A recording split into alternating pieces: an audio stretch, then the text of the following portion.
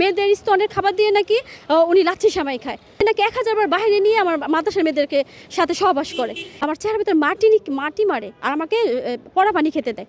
পড়া পানি খাওয়ার পরে আমি ওখানে যে মানে আমার মাথা ঘুরতে থাকে তো উনি তো ওই পাশ থেকে, তো উনি আমাকে না দেখে বিবাহের প্রস্তাব দেয়, কারণ আমি তাকে কয়েকবার প্রিয় নবী সাল্লাল্লাহু আলাইহি সাল্লামের স্বপ্নের ব্যাখ্যা চাইছি তার কাছে। তো বলতেছে, আয়েশা তুমি তো জান্নাতি নারী, তুমি এর ধরনের স্বপ্ন দেখো। তো তারপরে এইসব কথা আর কি সে বলে। জি, আমি আয়েশা তুরাবা, আমি আমলিগুলা, লালবাগ, ঢাকা আয়েশা সিদ্দিকা মহিলা মাদ্রাসার ছাত্রী। ওই মাদ্রাসার ছাত্রী ছিলাম। ওই মাদ্রাসার ছাত্রী থাকা অবস্থায় আল্লামা মামুনুল হকের ভাগনা ওয়াসিফুর রহমান আমাদের মাদ্রাসার ওস্তাদ, হুজুরকে একদিন আমি একটা মাসালা জিজ্ঞেস করার জন্য ফোন দিলে হুজুর আমাকে বাজে প্রস্তাব করে যে আমাকে রেস্টুরেন্টে যে কথা বলতে বলে। তো আমি এতে কোনোভাবে রাজি হই না। হুজুর আমাকে আমার সাথে কথা বলতে চায়, আমি এতেও রাজি হই না। পরবর্তীতে একটা নাম্বার আমার ফোন আসে, ফোন দেওয়ার পর আমাকে জিজ্ঞেস করে যে ওয়াসিফুর রহমান হুজুরের সাথে আপনার কী সম্পর্ক।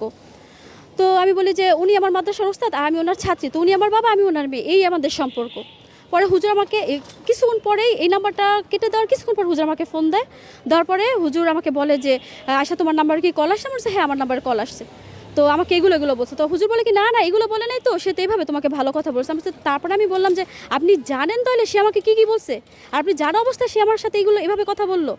তো আমি পরবর্তীতে আমি মাদ্রাসার 2টা মেয়েকে ফোন দিই যে হুজুর এভাবে, ওনারা আমাদের সাথে এভাবে কথা বলে। তো ওরা আমাকে অনেক কিছু বলে যে এই হুজুর ভালো না, এই হুজুরকে কেউ ফোন দিলে তাকে বলে যে ভালোবাসার কথা বলে, তারপরে হলো এই জায়গায় ঘুরতে যাবো, ওই জায়গায় ঘুরতে যাবো, এইসব কথা বলে, এইভাবে করে মেয়েদেরকে অনেক করে।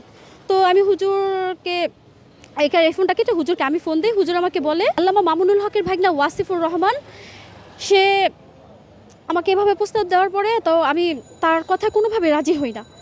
পরবর্তীতে আমি যখন মাদ্রাসায় ক্লাস করতে থাকি, সে আমাকে বারবার অনেক অনেক অন্যরকম করে কথা বলে যে ভিতরে একটা ভাইরাস আছে, বুজুর্গিগিরি দেখায়, কারোর সাথে কথা বলে না, এবার বড় বুজুর্গ হয়ে গেছে, সেভাবে কথা বলতে থাকে।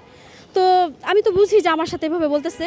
তো হঠাৎ করে মেয়েদেরকে বলে কি যে আমি আর আমার মা নাকি তাকে বলছি যে সে আমাকে বিয়ে করতে চায়, কিন্তু ওই কথা আমি কোনোদিনও বলি নাই। তো তারা এই জন্য আমার কাছে অনেকবার মাফ চায়, কিন্তু মাদ্রাসায় গেলে সে আমাকে অনেক বিরক্ত করার পরে আমি ওই বছর আমি ভালো মতো ক্লাস করতে পারি ঠিকই, কিন্তু তার বিরক্তের কারণে আমি পড়তে পারি নাই। পরে পড়তে না পারার কারণে ফারহানা নামের একটা খালাম্মা ছিল, এইটা ছিল ওয়াসিফুর রহমানের বড় ভাই, খালাতো ভাইয়ের বউ, কিন্তু এই কথা মাদ্রাসায় কাউকে জানায় না। খালাম্মার কাছে পড়তে চাইলে খালাম্মা বলে যে আমার বাসায় আসো, আমার বাসায় এসে পড়ো। তো আমি খালাম্মার বাসায় যাই। তো খালাম্মা এই কথা আমাকে বলে যে তুমি যদি আমার বাসায় থেকে পড়ো, এখান থেকে এখানে তোমার বাসা, তাহলে তুমি আমার থেকে অনেক বেশি পড়া নিতে পারবা। তো এই কথা বলার পর আমি তো পড়ার জন্য খালাম্মার কাছে যাই, ওই বাসায় যেয়ে থাকি 13,000 টাকা অ্যাডভান্স করে। তো খালাম্মা আমাকে রাখে, অনেক মেয়ে মায়ের মতো আমাদের সম্পর্ক চলতে থাকে। হঠাৎ করে একদিন দেখি খালাম্মা তার ছেলে আমার ছবি তুলতেছে, আর ছবি তোলার পরে আমি খালাম্মাকে জিজ্ঞেস করলে সে বলে যে না, ছবি তোলা হয়নি। তো আমার এই ভিতরে একটা সন্দেহ জাগে। তার কয়েকদিন পরেই এই ওয়াসিফুর রহমান খালাম্মার কাছে বারবার আসে। আসার পর রাত্র 11টা পর্যন্ত তারা একা রুমের মধ্যে কথা বলে, তাদের 2 রুম, একা রুমের মধ্যে কথা বলে, এমনভাবে কথা বলে যে আমি আমার রুম থেকে কিচ্ছুই শুনতে পাই না, কিন্তু তাদের রুম থেকে যদি একটা নতুন টাকাও পড়ে সেটারও শব্দ পাওয়া যায়, এমন কিছু সব কিছু শব্দ পাওয়া যায়, কিন্তু তারা কি বলে কোনো শব্দ পাওয়া যায় না। পরে আমি অনেক অসুস্থ, তারা আমার অনেক কিছু খেতে দেয়, কি পানি টানি বা বিভিন্ন পড়া পানি, আমি অসুস্থ হলে তাদের থেকে নিই, বা এভাবেও তাদের থেকে অনেক পড়া পানি আমি খেতাম। তো খালাম্মা আমাকে অনেক সময় খাবার দিত, আমি খালাম্মাকে খাবার দিতাম। আমি অনেক অসুস্থ হয়ে পড়ি, হঠাৎ ওই বাসায় আমার অনেক বেশি অসুস্থতা দেখা দেয়। তো অসুস্থতার কারণে আমি এক মাদ্রাসায় যাই খতম পড়ানোর জন্য। ওই মাদ্রাসার হুজুর বলে যে আপনাকে বান মারা হয়েছে, তাহলে আপনি খতম। ওই মাদ্রাসার হুজুরের নাম হইল রমজান মোবারক। তো আপনাকে বলে কি যে আপনাকে বান মারা হয়েছে, তো আপনি আসেন, আপনার বানটাকে ছাড়িয়ে দিই। তো সেই বান ছাড়ার কথা বলে আমি ওখানে যাই।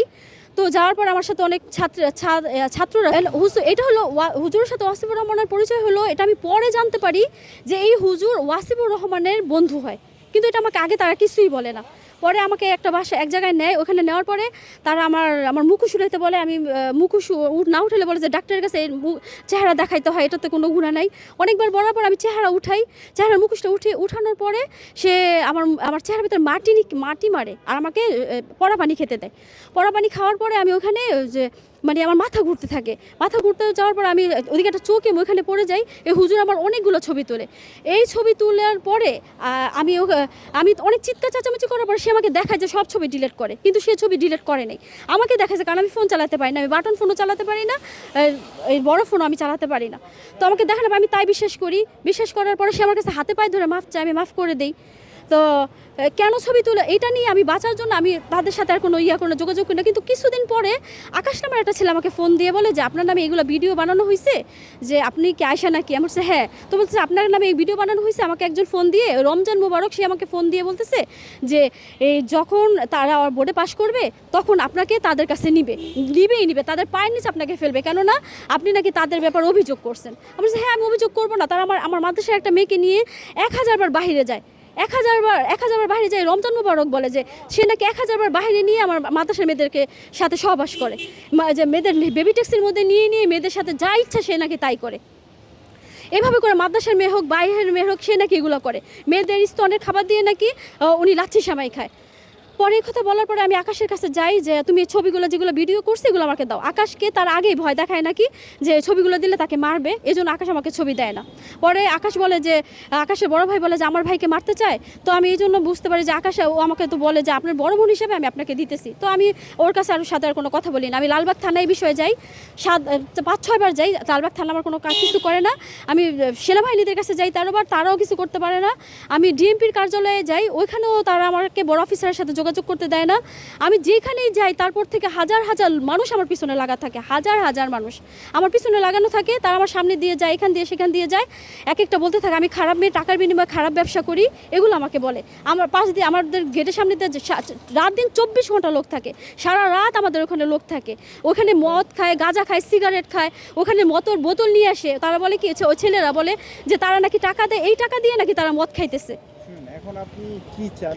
আমি চাই এই এরা যে এরকম খারাপ বিশ্ববাসী তা জানুক যে এরা মেয়েদের নিয়ে কি কর্মকাণ্ডগুলো করতেছে, মেয়েদের জীবন কিভাবে নষ্ট করতেছে। আমাদের মাদ্রাসার মিফতাহুল জান্নাত তাকে বিয়ে করে তাকে অনেক অত্যাচার করে, এখন সে তার বাবার বাসায় আছে। আমাদের মাদ্রাসায় আয়েশা সাদিয়া নামের একটা মেয়ে, মামুনুল হকের কোনো সম্পর্ক নেই। মামুনুল হকের সম্পর্ক যদি নাই থাকে, এই লোক কত টাকা হাদিয়া পায়? মাত্র 2টা মাদ্রাসায় বা 3টা মাদ্রাসায় পড়ায়, আমাদের মাদ্রাসা পড়ার মসজিদের সে হাজার হাজার লোক কীভাবে পালে, হাজার হাজার লোক কীভাবে এসে আমার পিছনে ঘুরে আমাকে আজে বাজে কথা বলে। এই ছবি দিয়ে তারা ভিডিও বানিয়ে সেই ভিডিও আমাদের এলাকার লোকদের কাছে দেয়। এই এলাকার লোকেরা আমার বাসার সামনে দিয়ে যায়, থুতু ফেলতে যায়। আমি নাকি খারাপ মেয়ে, টাকার বিনিময়ে নাকি খারাপ ব্যবসা করি। আমি প্রধানমন্ত্রীর কাছে এই বিষয় করতে চাই যে তারা আমাকে খুন করার জন্য বারবার এই আমার পাশ দিয়ে যায়, এক একটা বলে, আমাদের বাসার পাশ দিয়ে যায়, এক একটা বলে যে তারা নাকি আমাকে মেরে ফেলবে, আমার মা বাপকে মেরে ফেলবে। এরকম 6 থেকে 7 বার এরকম কথা বাইরে থেকে শোনা যাইতেছে। আমি প্রধানমন্ত্রীর কাছে বলতে চাই যে তারা যে এরকম খারাপ, বিশ্ববাসীকে সে যেন জানিয়ে দেয়। আর এই বদমাশ থেকে আমি এবং সারা বিশ্বে আমার মাদ্রাসার মেয়েরা এবং সমস্ত ঢাকাবাসীরা এবং সমস্ত মুসলিম নারীরা তাদের হাত থেকে যেন বাঁচতে পারে।